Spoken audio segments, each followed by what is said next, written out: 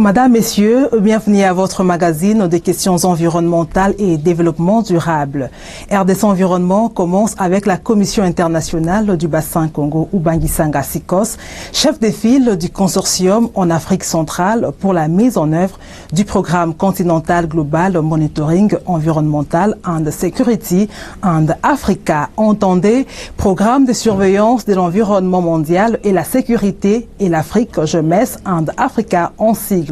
Dans sa thématique gestion de l'eau et des ressources naturelles, qui a organisé mardi 28 septembre 2021 un atelier national de sensibilisation des décideurs de la République démocratique du Congo. Cet atelier, Madame, Messieurs, qui s'inscrit dans le cadre du résultat 4 portant sur la sensibilisation et le renforcement des capacités des décideurs et de parties prenantes, a constitué une étape capitale dans la mise en œuvre de Jeunesse and Africa. Reportage de Jocelyn Baba Lomba et Céline Bumba Angelani. Plus d'une dizaine de participants a pris part à cet atelier national de sensibilisation des décideurs sur les résultats du projet Jeunesse and Africa SICOS sur la gestion de l'eau et des ressources naturelles du bassin du Congo. Ces travaux d'une journée ont réuni plusieurs experts et des structures environnementales nationales et internationales qui interviennent dans le secteur de l'eau.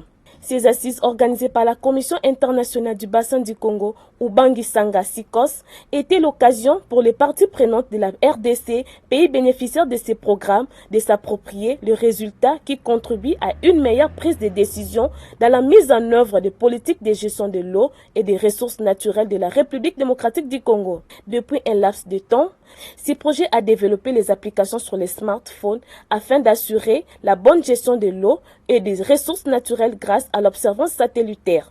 L'objectif de cet atelier est d'amener les décideurs et parties prenantes que vous êtes à prendre conscience de l'intérêt et la pertinence des services et produits développés par notre consortium, mettant en exergue les applications pratiques de l'observation de la Terre sur le terrain, pour vous permettre de prendre de bonnes décisions dans la mise en œuvre de politiques de gestion de l'eau et des ressources naturelles. Toutes ces données spatiales collectées ont un impact positif au niveau local. Louis Lungu Maluti, représentant le vice-premier ministre, ministre de l'Environnement et du Développement durable, qui a ouvert et a clôturé ces travaux, a indiqué que l'importance d'une bonne gestion des ressources naturelles du Congo démocratique devait pousser les uns et les autres à considérer l'apport des technologies spatiales.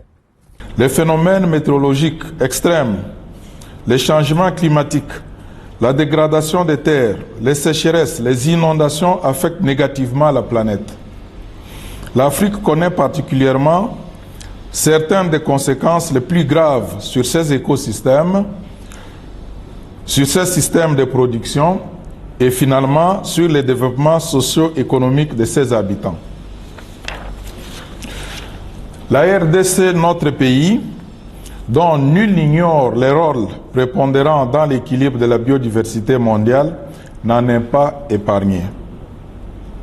C'est pourquoi, afin d'améliorer les conditions socio-économiques de la population par le biais de la sécurité alimentaire, l'amélioration de la gestion de l'environnement et des ressources naturelles, la préparation face aux catastrophes et la réduction des risques, l'Afrique, à travers le programme GMES and Africa, utilise l'Observatoire de la Terre et les technologies satellitaires pour générer des produits et services d'information visant le développement socio-économique de ces populations. En d'autres termes, l'importance d'une bonne gestion des ressources naturelles de notre pays devrait nous pousser à considérer l'apport des technologies spatiales comme indispensable. Motif de satisfaction des différents participants à ces assises quant aux résultats réalisés ainsi que les applications développées pour le suivi des ressources en eau dans le bassin du Congo. Et à travers cet atelier, j'ai appris beaucoup de choses.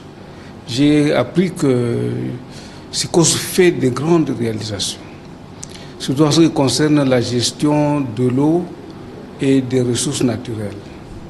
Et surtout les outils qu'ils ont utilisés, les applications qu'ils ont utilisées pour suivre la gamme des ressources naturelles, poursuivre la gestion de l'eau, vraiment c'est quelque chose de très pertinent pour l'Afrique. Voilà. Alors, moi, ce qui m'intéresse, c'est quoi? Qu'à travers les applications qu'ils ont mises en place, on peut collecter beaucoup d'informations et ces informations peuvent être utilisées par les décideurs qui peuvent prendre une décision appropriée en ce qui concerne la gestion durable de l'eau et des ressources naturelles. C'est vraiment un pari important qui doit être gagné pour l'Afrique surtout, et surtout qu'il y a déjà 9 pays africains qui ont déjà adhéré à cette gestion, à la problématique de la gestion de l'eau et des ressources naturelles. À travers toutes ces applications, le ministère a un souci de connaître les stocks de ressources halieutiques, surtout que nous avons le complexe Bangui-Sanga qui regorge de beaucoup de ressources halieutiques. Et il y a beaucoup d'utilisateurs de ces ressources halieutiques. Et le problème de gestion des ressources naturelles se pose aussi pour le poisson. Parce qu'en fait, il y a beaucoup de communautés de pêcheurs qui sont au long de l'Ubangui. Et ces communautés de pêcheurs arrivent souvent à utiliser des méthodes qui ne sont pas appropriées pour garantir la survie, je peux parler de la survie des poissons, pour garantir la gestion durable des ressources.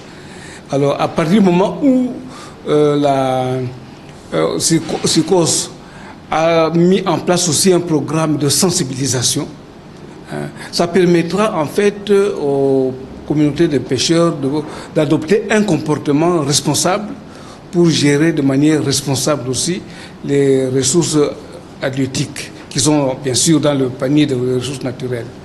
Nous sommes très satisfaits de ces résultats du fait que ça enclenche la possibilité à nous utilisateurs de pouvoir accéder aux données, parce que les données sont la base qui nous permettent de pouvoir prendre de grandes décisions sur la gestion des eaux dans nos installations, surtout en ce qui concerne la gestion des laitillages, parce que il faudrait que la population sache ou même que tous les utilisateurs sachent manipuler ces données et pouvoir les rendre utiles pour l'exploitation. Nous avons les impacts ce qui impacte le plus notre exploitation, c'est le charriage des sédiments. Et il faudrait qu'avec, sur base des données qui sont mis à notre disposition, prévoir, faire des projections pour pouvoir mieux gérer nos machines pour que ces sédiments ne puissent pas causer de problèmes au niveau de l'exploitation.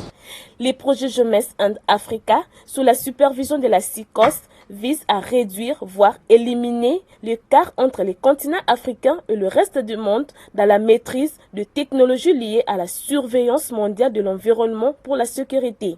La lecture qu'il faut faire sur cet atelier de sensibilisation des décideurs sur le projet Jeunesse Africa SICOS, c'est de dire que là, on vient de démontrer effectivement que la vie dépend de l'eau.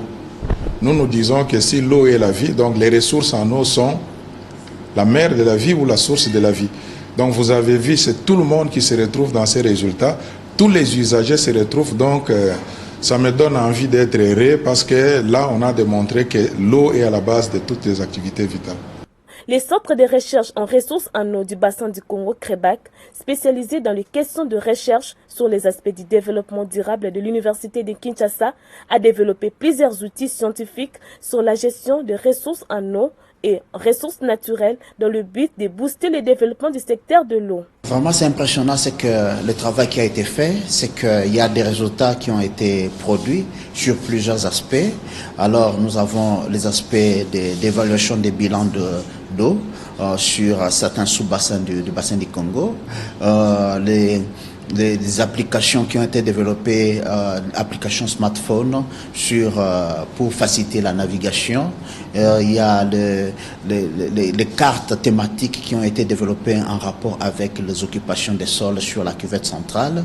Et il y a aussi les formations qui avaient été assurées pour les professionnels, les chercheurs dans le secteur d'application des observations spatiales pour les suivis des ressources en eau. Alors, c'est vraiment beaucoup de résultats qui avaient été présentés et nous sommes contents que les participants à l'atelier ont pu s'imprégner de ces résultats et maintenant, c'est question que les participants, les parties prenantes puissent utiliser ces résultats-là dans ce qu'ils sont en train de faire comme travail.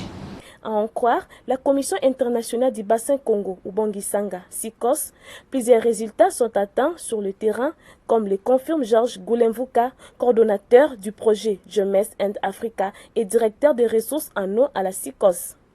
Il y a eu plusieurs résultats. Il y a eu l'installation ou le renforcement des capacités d'infrastructure d'accès aux données. Nous avons des stations de réception satellitaires. Ici en République démocratique, plus de 3 stations de réception satellitaire installées à la régie de voies fluviales, à l'université de Kinshasa, à l'ISTA, au ministère de l'Environnement et au siège même du secrétariat général de la SICOS.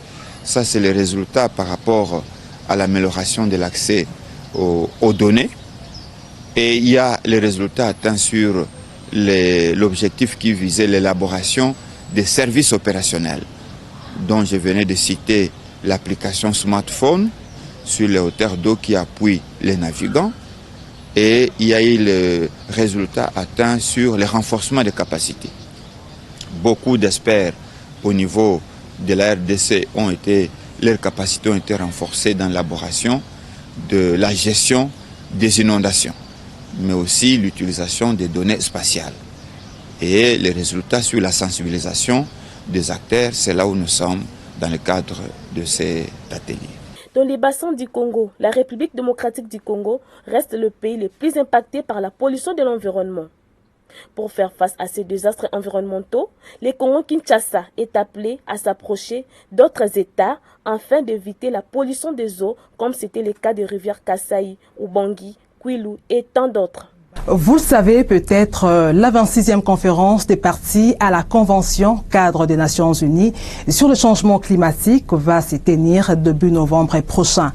Mais la santé de notre planète laisse toujours à désirer et à cause du réchauffement climatique, l'urgence climatique a été une fois de plus pointée du doigt par l'Organisation des Nations Unies ONU dans un nouveau rapport qui explique qu'il sera impossible de limiter les réchauffements climatiques mondiaux en dessous de 1,5 degrés Celsius sans une réduction massive et immédiate des émissions de gaz à effet de serre à l'approche de la COP26 de Glasgow en Écosse début novembre prochain.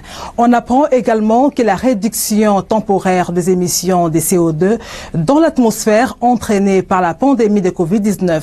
Images et commentaires de nos confrères de France 24. Les rapports sur l'urgence climatique se suivent et le diagnostic est à chaque fois plus alarmant.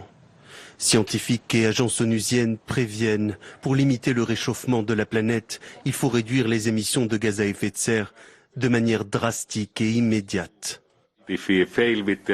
Si nous échouons à atténuer le réchauffement climatique, nous risquons de faire face à des problèmes permanents pendant des centaines, voire des milliers d'années. Et les conséquences sur notre bien-être, sur l'économie, seraient bien plus dramatiques que la pandémie. La pandémie de Covid-19 et les restrictions qui en ont découlé n'ont 0,6% des émissions en 2020 par rapport à l'année précédente. Ces 7 derniers mois, les concentrations de gaz à effet de serre dans l'atmosphère ont retrouvé leur niveau d'avant la pandémie. 6 ans après l'accord de Paris, où 196 pays s'engageaient à limiter le réchauffement climatique à moins de 2 degrés par rapport à l'ère pré-industrielle, l'ONU évoque un moment critique. Au rythme actuel, le réchauffement de la planète pourrait atteindre le seuil de 1,5 degré d'ici une décennie et provoquer des catastrophes naturelles plus fréquentes. Les records de chaleur enregistrés ces derniers mois au Canada et aux États-Unis, les énormes incendies ou encore les inondations qui ont frappé l'Europe cet été sont autant de signaux d'alerte. La prochaine Assemblée générale de l'ONU qui se tient lundi et la COP26 prévue fin octobre seront des rendez-vous déterminants pour mobiliser à nouveau les dirigeants mondiaux autour de la question climatique. Retour au pays, faisons suite à la 5e édition de la conférence de la Fédération des entreprises du Congo FEC sur l'énergie d'IRC Bar Énergie de Lubumbashi dans la province du Haut-Katanga. Des 17 et 18 septembre 2021, le réseau Mwangaza a tenu une conférence de presse pour donner sa version des faits sur les résolutions issues de cette conférence. Au cours de ces face-à-face avec la presse, relayés sur Zoom, les réseaux regrettent que l'énergie de la majorité des barrages hydroélectriques en cours de réhabilitation vise uniquement l'industrie minière comme client. Reportage réalisé par Ruben Mayoni Insakiyunga et Céline Bumba Angelani. Le droit à un logement décent, le droit d'accès à l'eau potable et à l'énergie électrique sont garantis. La loi fixe les modalités d'exercice de ces droits, article 48 de la Constitution de la République démocratique du Congo de 2006, tel que modifié en 2011. À la faveur de l'exposé des motifs de la loi numéro 14/011 du 17 juin 2014 relative au secteur de l'électricité, l'électricité est l'un des facteurs majeurs et irréversibles qui conditionnent le développement économique, social, technologique et culturel de toutes les nations, de tous les peuples, de toutes les communautés et de tout individu pris isolement. Fort de ce prescrit des lois, le réseau Mwangaza veut voir le gouvernement congolais agir dans le bon sens pour permettre à la population congolaise d'accéder à l'énergie et dans les plus bonnes conditions. L'accès à l'énergie étant un droit pour tout Congolais. Faisant suite à la 5e édition de la conférence DRC Énergie organisée par la Fédération des entreprises du Congo FEC à Lubumbashi dans le Haut-Katanga les 17 et 18 septembre 2021, le réseau Mwangaza a tenu une conférence de presse pour donner sa version des faits sur les résolutions issues de cette conférence. Au cours de ces face-à-face avec la presse, relayé sur Zoom, le réseau regrette que l'énergie de la majorité des barrages hydroélectriques en cours de réhabilitation vise uniquement l'industrie minière comme client. Cette rencontre avait pour objet de nous permettre, nous du réseau Mwangaza, de réagir par rapport aux différentes résolutions qui avaient été prises lors de la conférence, la 5e conférence sur l'énergie de la FEC, qui a planché sur l'évolution du secteur énergétique de la RDC, dans le souci d'améliorer l'accès des Congolais à l'énergie, mais aussi de résorber les déficits importants en énergie auxquels est confrontée aujourd'hui l'industrie minière de la RDC. Il craint que le droit d'accès à l'énergie, conformément à l'article 4 de la Constitution sus-évoqué, reste un slogan en dépit des discours politiques, alors que des producteurs indépendants de l'énergie électrique ne prennent pas en compte le besoin en électrification des populations qui sont les grands oubliés du deal énergétique congolais. Nous sommes dans un contexte libéralisé du secteur de l'énergie et beaucoup de privés viennent investir dans les secteurs, mais ils viennent investir de manière isolée, ils identifient des sites et ils produisent de l'énergie qu'ils disponibilisent pour résoudre leurs problèmes de déficit, mais ils n'ont pas toujours ces réflexes qu'ils doivent donner l'énergie à la population parce que ce n'est pas leur objectif en fait. Ce qui devait être fait, c'est que le gouvernement devait encadrer les investissements dans le sens d'orienter tous les investisseurs et dans cette orientation, prévoir comment est-ce que même lorsqu'on produit pour satisfaire aux besoins des industriels, on peut aussi prévoir une portion de cette énergie-là pour soulager les populations qui ont besoin du courant. Parce que nous sommes un pays pauvre, nous ne pouvons pas aspirer au développement si nous n'avons pas d'énergie. C'est absurde de se concentrer uniquement sur des projets qui concernent la satisfaction des besoins des industriels et mettre de côté les besoins des populations. Depuis Lubumbashi, le coordonnateur du réseau Mwangaza a souligné que le taux d'électrification étant très faible malgré la libéralisation du secteur de l'électricité, le cadre juridique demeure encore incomplet faute de mesures d'application.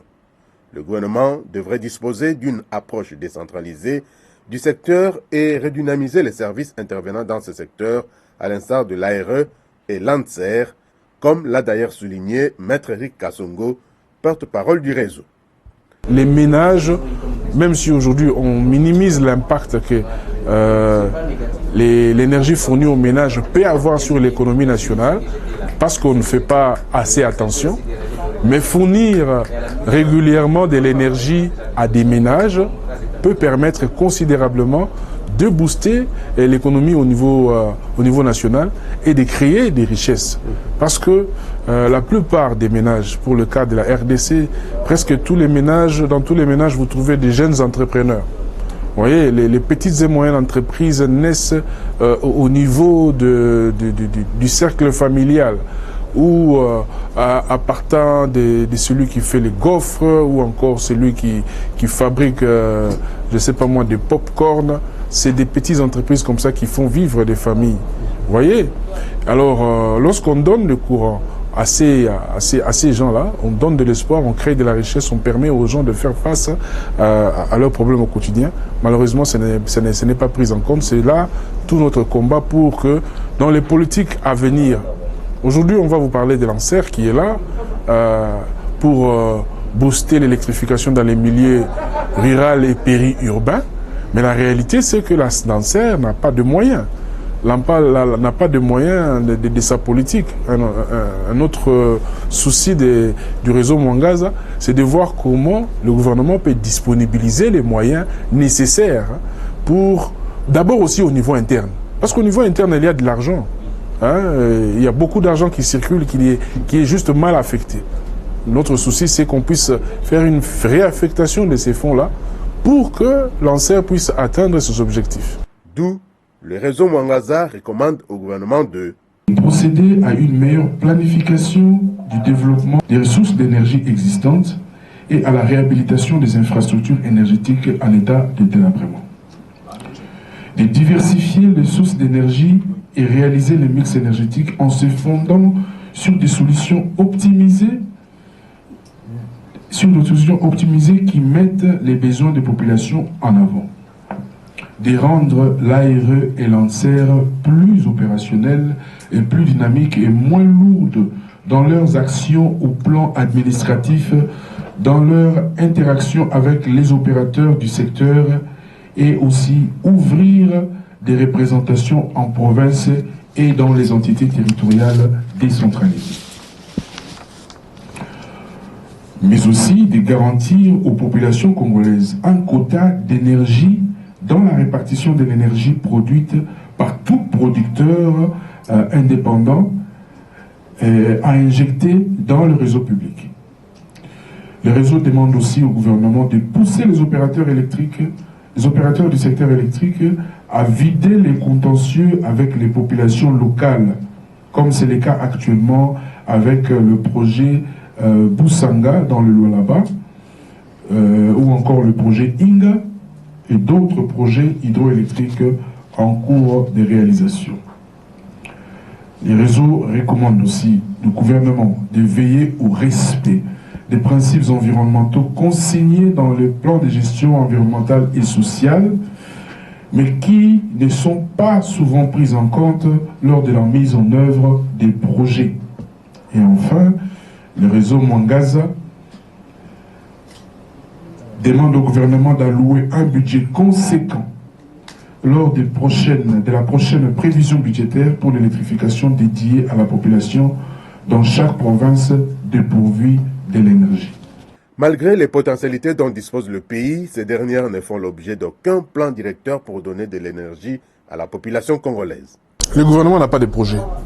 Le gouvernement n'a pas de projet, pas seulement au niveau national, même au niveau des provinces. C'est pour ça que nous plaidons aussi pour ce que nous appelons la décentralisation énergétique, qui implique non seulement le développement des sources là où elles se trouvent, mais aussi la capacitation des gouverneurs et des entités territoriales décentralisées pour qu'ils prennent l'initiative parce qu'ils en ont le droit. Selon la loi sur l'électricité de 2014, les gouverneurs de province, les entités territoriales décentralisées peuvent initier des projets d'électrification à leur niveau et ne pas attendre l'énergie qui viendrait des grandes lignes de Kinshasa ou de je ne sais quel coin du pays.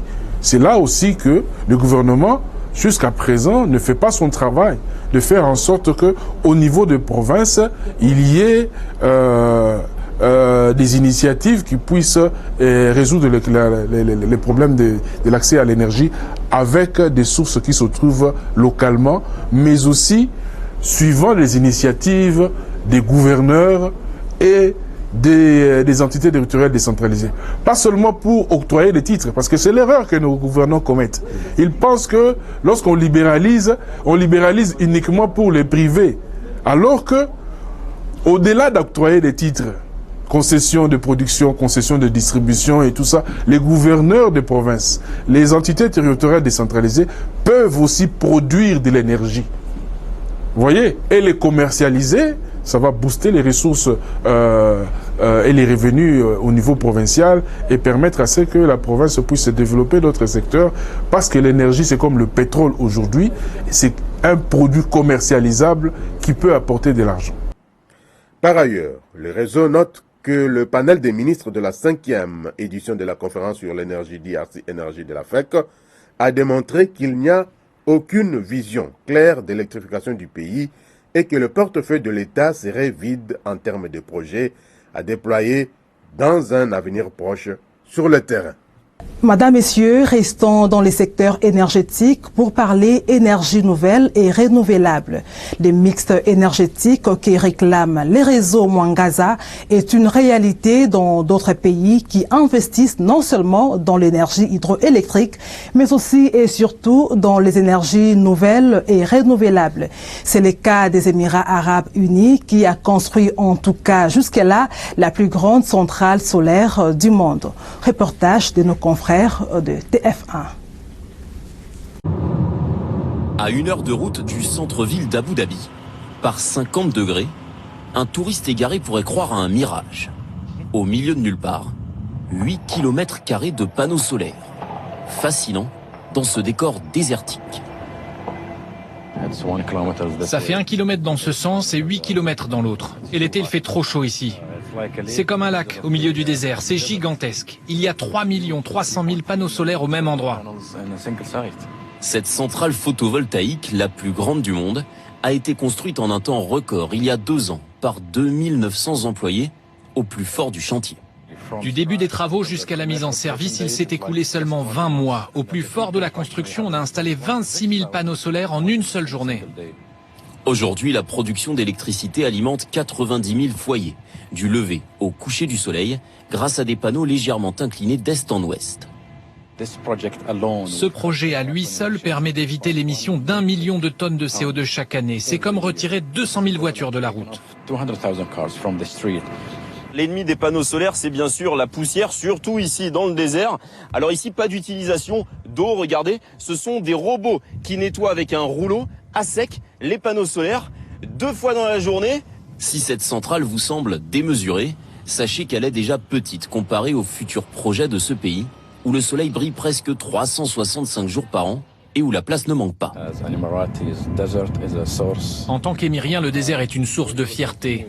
Et les Émirats vont continuer à surprendre le monde avec des projets encore plus grands.